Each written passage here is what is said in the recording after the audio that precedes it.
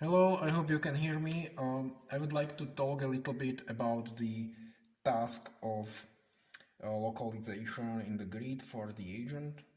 And in general, this is a sort of introduction to using probabilistic representations in robotics because it's very important when you have a sensor which is reading some information from the environment, then it will never be completely accurate, and you may have some information about the characteristics of the sensor, and this can be expressed with the probabilities. And if you have these, then it is very useful to use this probabilistic information because it can give you much more accurate estimate what is actually happening around the robot than if you just consider the reading as it is. Right? The sensor tells you the wall is 70 centimeters, and if you trust this information, you can really make mistakes because sometimes there is noise, there is some different obstacle, reflection, false reading, whatever, and you cannot just simply trust that one reading. So you need to consider a chance that it's not exactly that. It can be a little bit more, a little bit less, it can be completely wrong, and so on. And this is what you call a probabilistic characteristics of the sensor reading, sensor model. But first, before we get there, let's take a look at what is our task.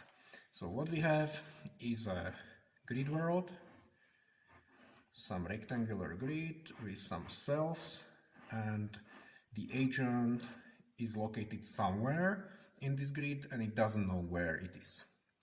And some of the cells cannot be entered, so they are something like a wall. And we also know that the first row and the last column and the last row and the first column are walls to make it more simple, so that we don't need to look there, and if we look into indexes that are 0 or the maximum, then we always find a wall. Okay, so there are some corridors, but we don't know where the robot is in the corridor. And it also has a heading. It means it's turned in one of the 4 possible directions in any of the cells, right? So even here. And so these little arrows, these are all the positions where the robot can be located.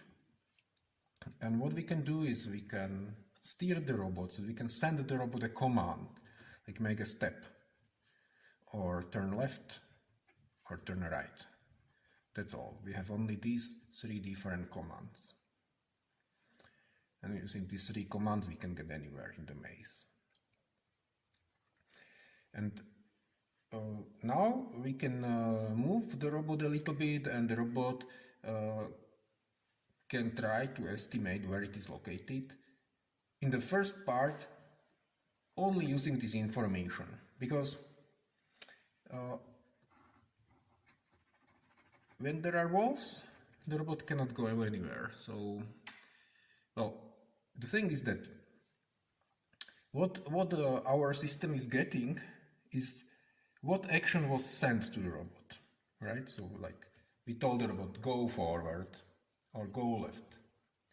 But we have one secret information that if the robot is in front of a wall, we will never tell him to go forward.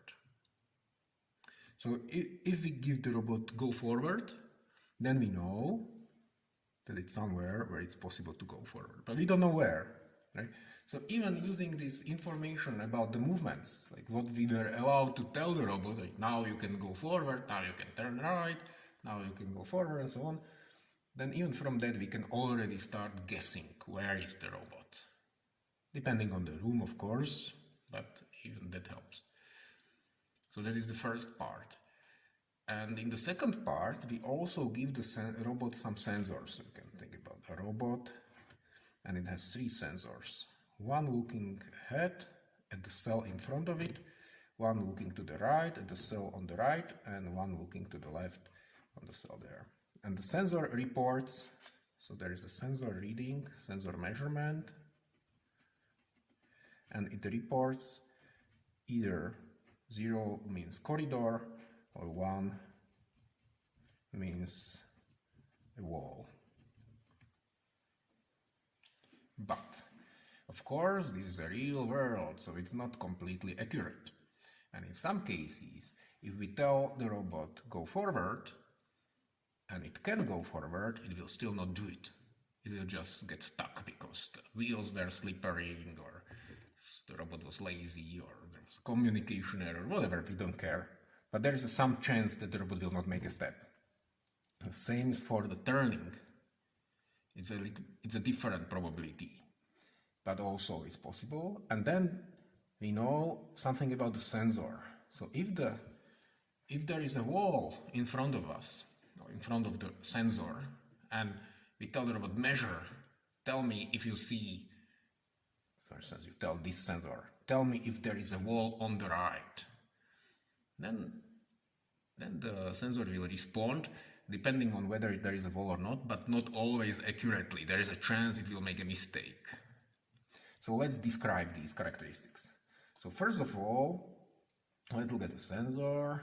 So we have a situation that there is a wall,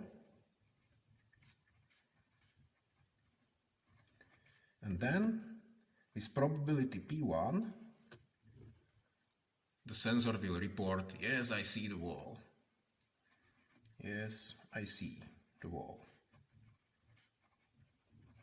In all other cases, it will say, no, I don't see the wall. So that is 1 minus P1. No, I don't see the wall. Okay, but there is another possibility that there is not a wall. Okay, so there's A and B, there is no wall in front of the sensor. So for instance, if it's measuring left, then we are thinking about this field to the left. And again, there are different possibilities. With the probability P2, it will say, yes, I see the wall, even if it's not there, so it's making a mistake. Here was the mistake in the second case, here's the mistake in the first case. And in all the other cases, it says, no, I don't see the wall. Okay. And these two numbers, P1 and P2, they form the characteristics of the sensor. Each of them. And they are all the same, so they all have the same P1 and P2. We could have different sensors with different characteristics, but in our case, all three are the same. So that is the sensor model, or the measurement model. Measurement model. And then we have the motion model about the movement. Motion model. And that talks about what happens if we tell the robot make a step, and the second part, what happens if we tell the robot make a turn. So if we tell the robot, if the robot or agent or whatever it is receives instruction go forward, make a step, then with probability P3 it really makes a step. And in all other cases, 1 minus P3, it stays where it was.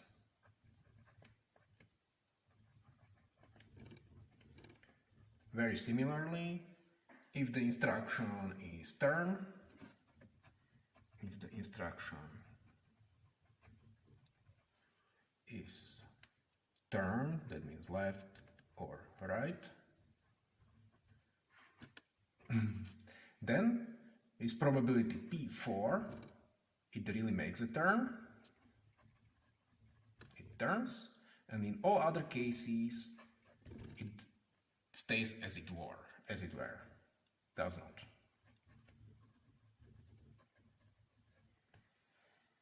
Okay, so this part is is the motion model. And what is the task? The task is that we start and somebody, for instance the user clicking the buttons on the browser, in the browser, is controlling the robot.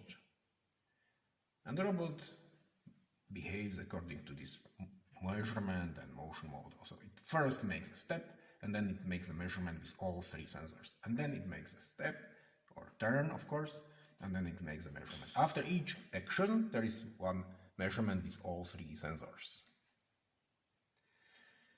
And what we would like to know, based on this information, what was the action and what was the outcome of the measurement, and we also know the map of the environment, we would like to figure out what is the position of the robot. And since these measurements are not 100% sure, we can only estimate it. And how we are going to do it, we'll consider all the possible cells and all four orientations for each cell. And then we would calculate the probability of each of them. So each this little arrow will get a probability. What is the probability that the robot is here and turned there? What is the probability that the robot is there? And so on. This is what we want to come up with. Okay? So this is the description of the task. Now and proceed now with some theory and then how to approach it.